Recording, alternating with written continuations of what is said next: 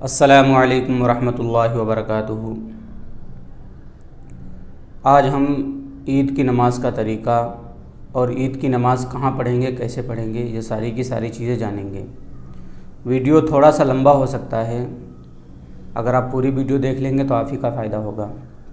پہلے ہم جان لیں کہ عید کی نماز کے لیے شرائط کیا ہیں، اور لاسٹ میں ہم جانیں گے نماز عید کا طریقہ اور نماز عید کی نیت۔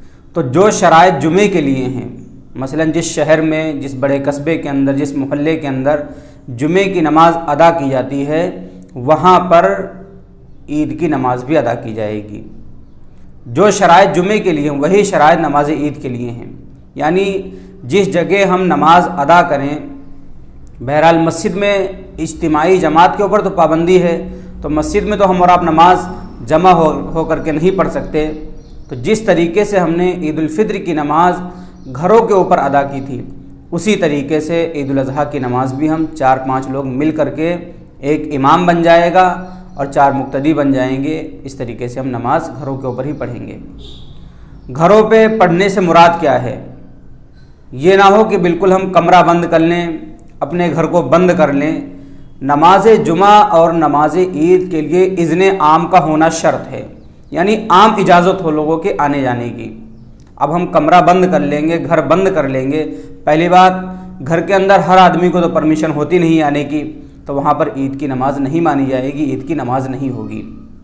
عید کی نماز کے لیے کھلی جگہ ہو، یا کوئی بیٹھک ہو، یا کوئی کھلا میدان ہو، ایسی جگہ پر جب عید کی نماز ادا کریں گے تو ہماری عید کی نماز ہو جائے گی۔ اگر ہم 2 لوگ یا 3 لوگ مل کر کے عید کی نماز ادا کریں تو کیا ہماری نماز ہو جائے گی؟ امام کے علاوہ 3 مقتدیوں کا ہونا ضروری ہے، یعنی 3 مقتدی ہوں اور 1 امام ہو، تب نماز ہوگی۔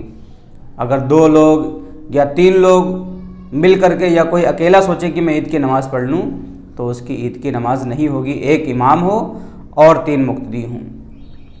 اسی طریقے سے جمعے کے اندر خطبہ جو ہے وہ سننا واجب ہے، لیکن عید کی نماز کے اندر خطبہ جو ہے وہ سننا سنت ہے، یعنی اگر عید کی نماز میں خطبہ نہ ہو، خطبہ ہم نہ سنیں، تو اس میں کوئی حرج نہیں ہے، بغیر خطبے کی بھی نماز ہو جائے گی، لیکن جمعے کے اندر خطبے کا سننا واجب ہے۔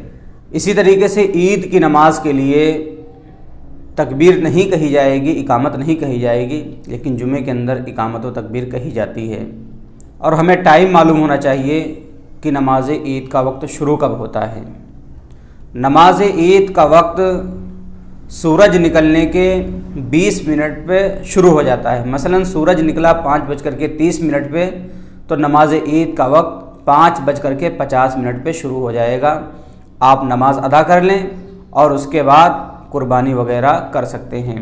اول وقت میں ہی عید کی نماز کا پڑھنا یہ بہتر ہے، اور زوال کے وقت یعنی ظہر کے پہلے تک عید کی نماز کا وقت رہتا ہے۔ تو یہ تو نماز عید کے شرائط تھے۔ اب ہم جانیں کہ نماز عید کا طریقہ کیا ہے اور نماز عید کو ہم کس طریقے سے پڑھیں گے۔ تو نماز عید کی نیت اور اس کا طریقہ جان لیجئے۔ جب ہم نماز پڑھنے کے لیے کھڑے ہوں تو نیت اس طریقے سے کریں گے: نیت کرتا ہوں میں 2 رکعت نماز عید الاضحیٰ واجب واسطے اللہ تعالیٰ کے، میں زائد 6 تکبیروں کے، رخ میرا کعبہ شریف کی طرف، پیچھے اس امام کے، اللہ اکبر، اتنا کہہ کے ہم نیت باندھ لیں گے۔ ثنا سبحانک اللہم و بحمدک پڑھیں گے۔ پڑھنے کے بعد ہم 3 تکبیریں کہیں گے، اللہ اکبر، ہاتھ چھوڑ دیں گے، پھر کہیں گے اللہ اکبر، پھر ہاتھ چھوڑ دیں گے، پھر ہم کہیں گے اللہ اکبر، پھر ہاتھ چھوڑ کے ہم باندھ لیں گے، یعنی تیسری تکبیر کہنے کے بعد ہمیں ہاتھوں کو باندھ لینا ہے۔ اب امام صاحب سورہ فاتحہ اور قرات وغیرہ کریں گے، رکوع اور سجدے سے فارغ ہو کر کے جب دوسری رکعت کے لیے کھڑے ہوں گے تو اس رکعت کے اندر سورہ فاتحہ اور قرات وغیرہ کرنے کے بعد امام صاحب 3 تکبیریں کہیں گے، ہم اور آپ بھی 3 تکبیریں کہیں گے، اللہ اکبر یہ کہنا، ہاتھ چھوڑ دینا ہے، پھر دوسری تکبیر اللہ اکبر کہنا اور ہاتھ چھوڑ دینا ہے، پھر تیسری تکبیر اللہ اکبر کہنا ہے اور ہاتھ کو چھوڑ دینا ہے، اور چوتھی تکبیر کہتے ہوئے رکوع میں ہمیں چلے جانا ہے۔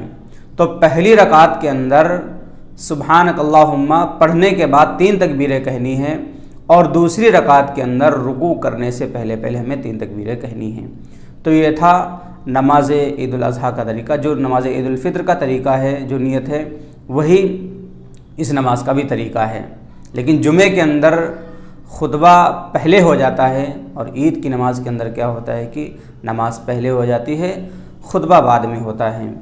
अल्लाह तबारक व तआला से दुआ, अल्लाह तबारक व तआला हमें नमाज ईद उल अज़हा को अच्छे तरीके से अदा करने की तौफ़ीक़ अता फ़रमाए और कुर्बानी को अच्छे तरीके से करने की तौफ़ीक़ अता फ़रमाए। अगर आपका कोई और मसला हो रह गया हो तो आप नीचे कमेंट बॉक्स में पूछ सकते हैं। इंशाअल्लाह जल्द से जल्द आप लोगों को जवाब दे दिया जाएगा। अस्सलामु अलैकुम व रहमतुल्लाहि व बरकातुहू।